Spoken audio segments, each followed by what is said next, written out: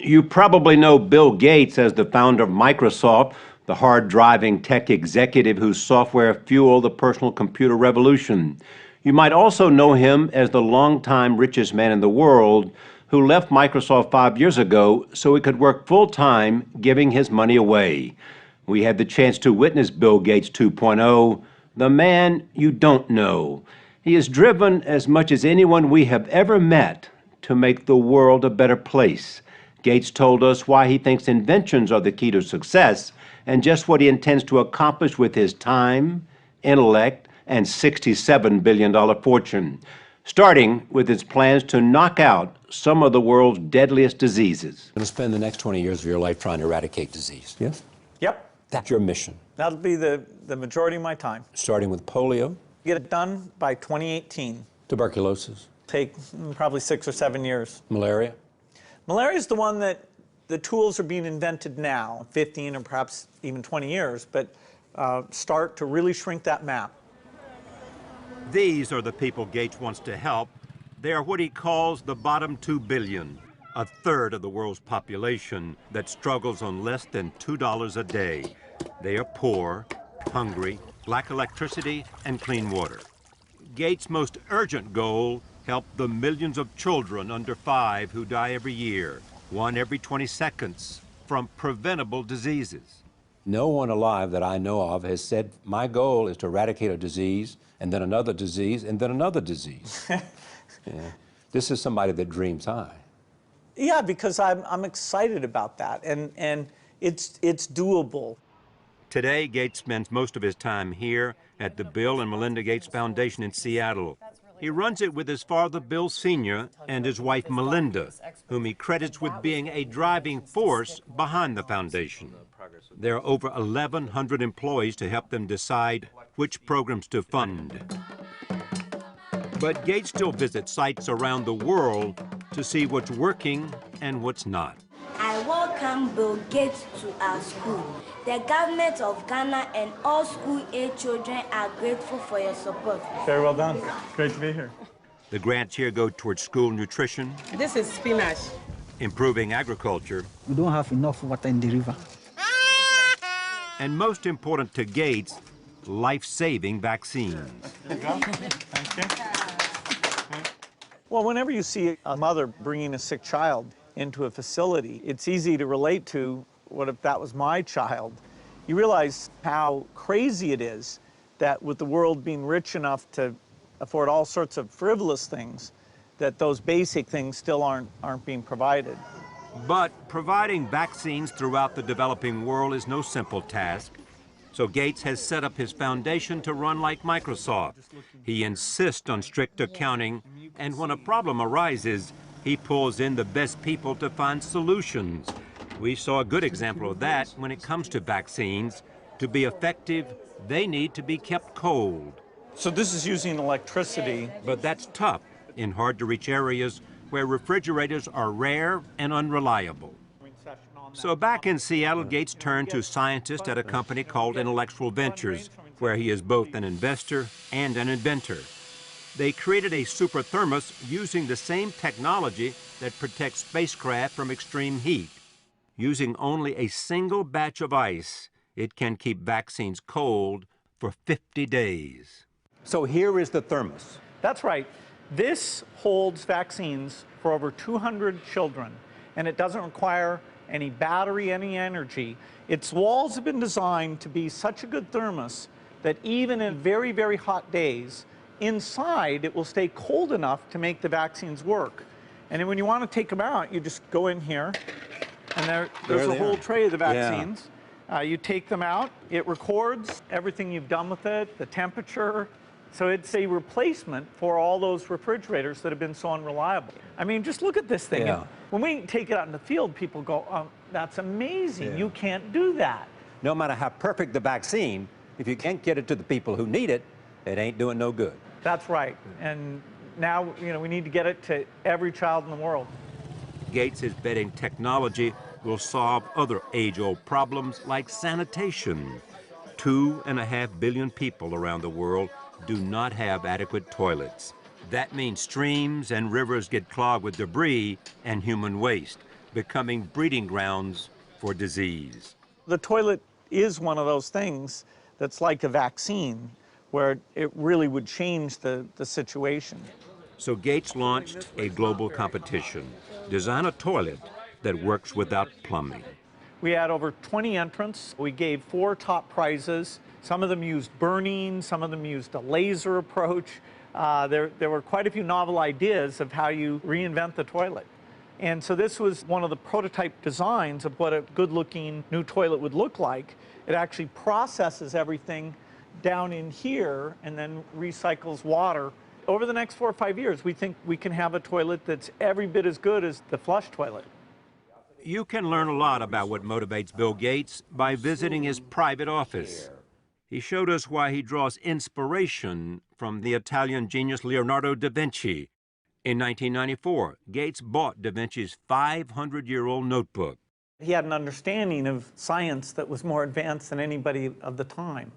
The notebook we have here is one where he's thinking about water, and he's looking at how it flows when it hits barriers and it goes around, comes back together. He's actually trying to understand turbulence. You know, how should you build a dam? How, does it erode away? It cost $30 million at auction, making it the most valuable manuscript in the world. For Gates, it is priceless. It's an inspiration that one person, off on their own, with no positive feedback, nobody ever told him, what was right or wrong, that he kept pushing himself, found knowledge in itself to be a beautiful thing. Gates scoffs at any comparison to the great Leonardo, but a look around his private office reveals a man equally obsessed with understanding his world. Can I look at these? Sure. This is the weather one, meteorology. Yeah. My very first course that I watched is this geology course. This is a whole series on the joy of science, mathematics, philosophy, and the real world. Gates' collection of DVDs contains hundreds of hours of college lectures that this famous Harvard dropout has watched. The more you learn, the more you have a framework that the knowledge fits into. When he's on the road, Gates, who's a speed reader, lugs around what he calls his reading bag. When he finishes a book, he posts his thoughts on his website, Gates Notes. What I'll do is I'm reading these books. Oh, look at that. I'll take notes. Oh, these are your notes already? Right. Look at this. No, I love to take notes on books.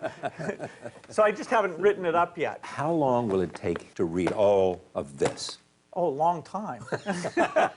Thank goodness for vacations. I read a lot. But Gates isn't just reading books for pleasure. He is determined to use his knowledge to back groundbreaking innovations. Take this high-tech zapper. It is a laser designed to shoot down malaria-infected mosquitoes in mid-flight.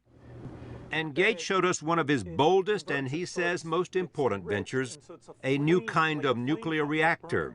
It would burn depleted uranium, making it cleaner, safer, and cheaper than today's reactors. And your fuel lasts for 60 years. So during that entire time, you don't need to open it up, refuel it. You don't need to buy more fuel. So there's a certain simplicity that comes with this design. And when could it come on stream? Best case would be to have a prototype around 2022. Bill Gates calls himself an impatient optimist, a description his wife Melinda says was accurate even when they met over 20 years ago. Melinda, what did you like about him?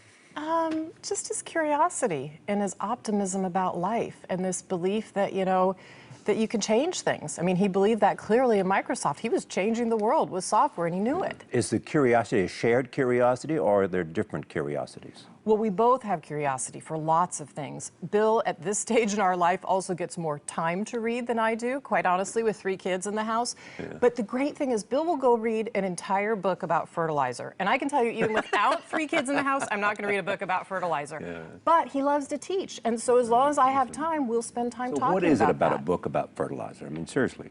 Fertilizer is very interesting. We couldn't feed a few billion people would have to die if we hadn't come up with fertilizer. How do you find a balance in all this? Father, chairman of a major company, a foundation, and then all these other ventures. How's the balance come to you? I don't mow the lawn. You found somebody to do that? Absolutely. He's come a long way from that teenage prodigy obsessed with writing computer code. Over nearly 4 decades, we've watched Bill Gates help lead the digital revolution with what he now admits was a fanatic and relentless determination. You guys never understood. You never understood the first thing about this. I'm not using this thing. In the early years, there was a demanding guy, there was a driven guy, there was an obsessed guy, there was, some say, an arrogant guy. Have you changed? I've certainly learned.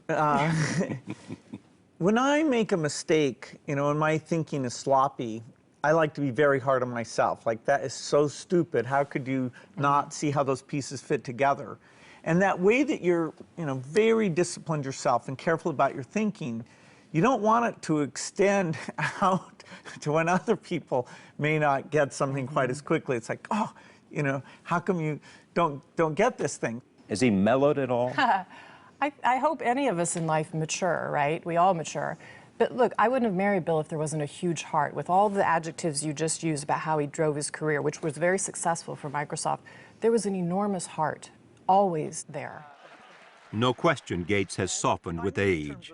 Just listen to how he reflected on his often tumultuous relationship with the late Apple CEO Steve Jobs. He and I, in a sense, grew up together. We were within a year of the same age, and you know, we were kind of naively optimistic and built big companies. We achieved all of it, and most of it as rivals, but we always retained a certain respect, communication, including even when he was sick. I got to go down and spend time with him. And talked about what? Oh, about what we'd learned, about families, anything. Today, Gates says he gets advice on patience and generosity from his friend Warren Buffett, who 7 years ago entrusted the majority of his fortune to the Gates Foundation, and from his father, Bill Sr., a lawyer who prodded his son into giving his money away. You've said before this is your hero. Why? Well, my dad has integrity. He's got a humble approach to things. He's calm and wise about things. It's just a huge influence to always, you know, want to live up to a great example. Someone said to me, your son may be the most influential person in the 21st century. I can only say yes. He's determined, as he already has proven, that he can dramatically reduce the number of kids under 5 who die. Right. You can't do any better than that, can you? That's right. That's right. There's no way to be unimpressed about that. You couldn't be more proud. I couldn't be more proud. That is exactly true.